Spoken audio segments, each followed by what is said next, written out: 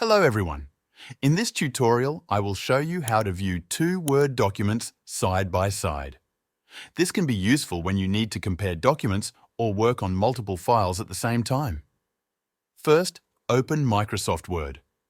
If you already have a document open, you can use that.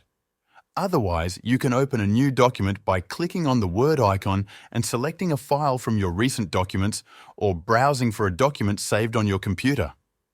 Once you have the first document open, drag it to the right side of the screen. To do this, click and hold the top bar of the Word window, then move it toward the right edge of your screen until you see a transparent outline. Release the mouse button and the document will snap to the right side.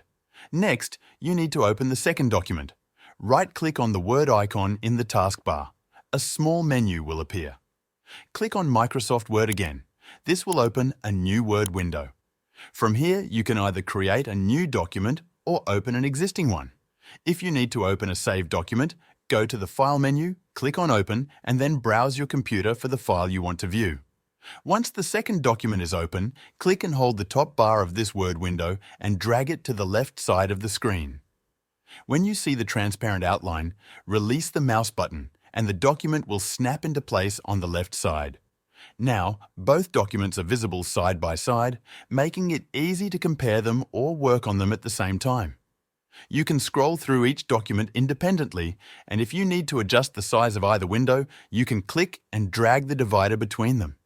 If you want to disable the side-by-side view, simply click the Restore Down button in the top right corner of each document window. This will allow you to move and resize the windows freely.